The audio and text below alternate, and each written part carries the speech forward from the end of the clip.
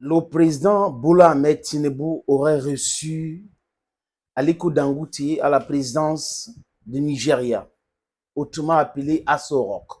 C'est la présidence à Abuja. Après sa sortie, il y a de cela quelques jours, où il disait lors de prime time tout son embarras après avoir construit cette raffinerie au Nigeria pour rendre la vie facile aux Nigériens. Dangote avait même appelé la société qui est en charge du pétrole de son pays de racheter ses raffineries. Parce que pour lui, il a conçu cela pour aider à l'industrialisation du Nigeria et de l'Afrique.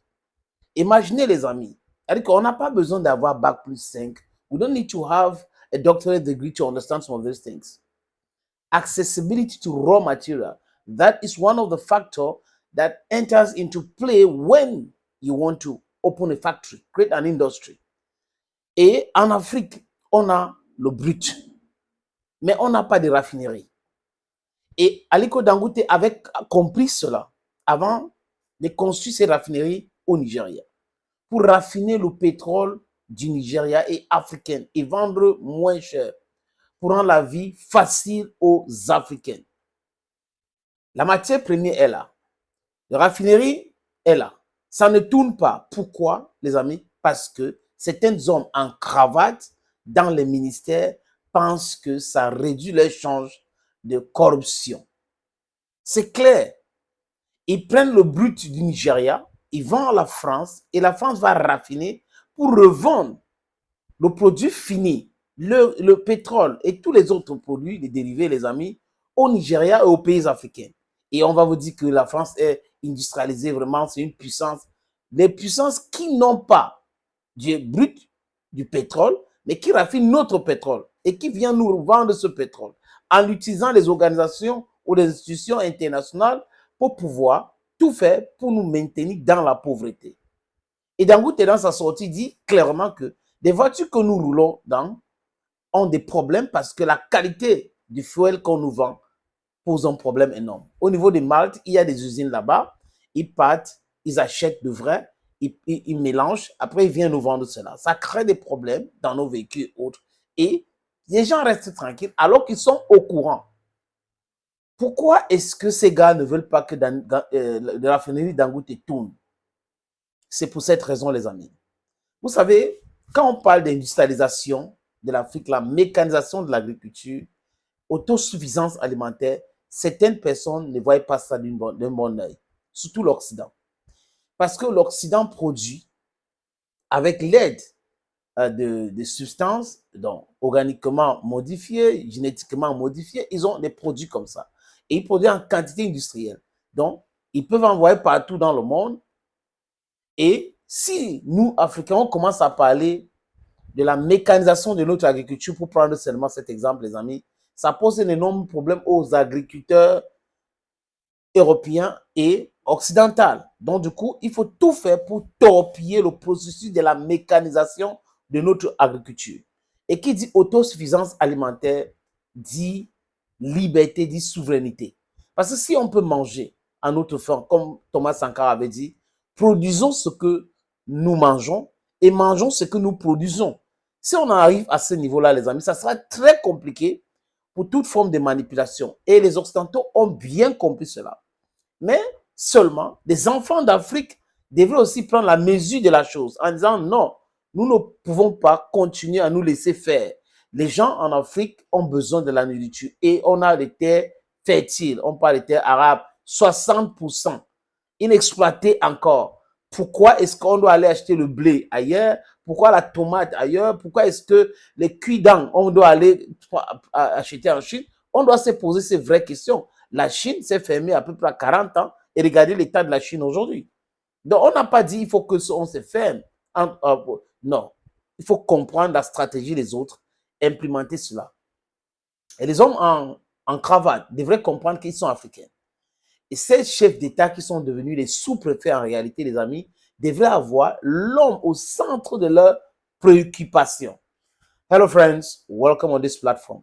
This is your humble servant, the very necessary senator, the Bamenda man, the Ekuna man, the Ngi man, the backward man, and proudly so, anglophone. Dangote donc subit la pression énorme venant des corrompus dans certains ministères au Nigeria. Idem pour les autres hommes d'affaires. On se pose la question pourquoi tel n'a pas investi dans tel domaine, tel n'a pas investi dans tel. C'est parce que les hommes d'affaires là savent le danger que court leur business, l'argent. Il y a des groupes de lobbyistes et tout ça qui vont venir mettre la pression, donner de l'argent à certains fonctionnaires qui vont torpiller l'industrie, leur business. C'est de ça qu'il est question. Vous criez un business pour pouvoir aider les gens, donc donner de l'emploi et encore aider votre économie à s'autonomiser. Mais en face, les gens voient encore. Ils voient non, notre argent, notre intérêt. Et ces groupes de lobbies, ces pressure groups, ils nous ont donné tel montant, donc on ne peut pas se permettre de perdre cet argent-là. C'est comme ça et c'est le problème de l'Africaine et c'est le problème de l'Afrique. Le problème de l'Afrique, ce sont les Africains. C'est facile de dire les Occidentaux. Oui, nous devons leur pointer du doigt parce qu'ils sont derrière. Mais quelles sont aussi nos responsabilités? Qu'est-ce que les dirigeants africains sont en train de faire pour éviter cet état de choses? That is the very important question we need to ask ourselves. After telling the story of the truth of the manipulation of the West against our people, we should also call on those who are governing us to take their own responsibility. Because their responsibility, as at now, friends, is pure corruption. The cash that the West is giving them, these companies are giving them, and then they destroy their own economic tissue. That's how it works in Africa. And that is a real problem we are faced with in this continent. Sinon, tous les pays africains devraient envoyer leur brut au Nigeria. Simplement, c'est le même prix. Il achète au même prix du marché mondial, mais quand il va raffiner, les prix vont baisser, le prix du carburant vont baisser. Pourquoi? Parce que acheminer le pétrole du Nigeria au Togo coûte moins cher en termes de carburant si on met dans les bateaux que de prendre ça aux États-Unis, prendre ça en Chine, prendre ça en Europe pour amener ça au Togo, par exemple. Amener ça au Gabon, par exemple, au Cameroun, par exemple. Amener ça au Sénégal, par exemple, les amis. Donc, voyez-vous que des choses simples à comprendre et à faire, des gens sont là en train de s'amuser. Ils s'amusent avec l'avenir des milliards d'Africains aujourd'hui. Levez-vous, dites non à cela, soutenez ce combat, c'est noble, c'est nécessaire pour nous tous. Nous devons nous libérer. Je répète, nous devons nous libérer.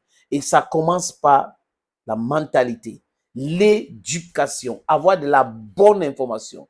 Si Tinubu a demandé à toutes les sociétés qui sont dans le brut de d'abord privilégier Dangote Refinery, c'est une bonne chose. Mais mettons encore cette pression. Ça doit être énormissime. Je ne vais pas dire énorme. Ça doit être énormissime cette pression-là pour que les choses changent dans ce continent, pour que les choses changent dans notre pays qui est l'Afrique. Les autres, selon moi, ce sont des micro-États créés de toutes pièces par l'impérialisme. Nous sommes un pays, nous sommes l'Afrique et nous allons nous unir d'ici peu. That is our battle. Thank you, friends, and bye-bye.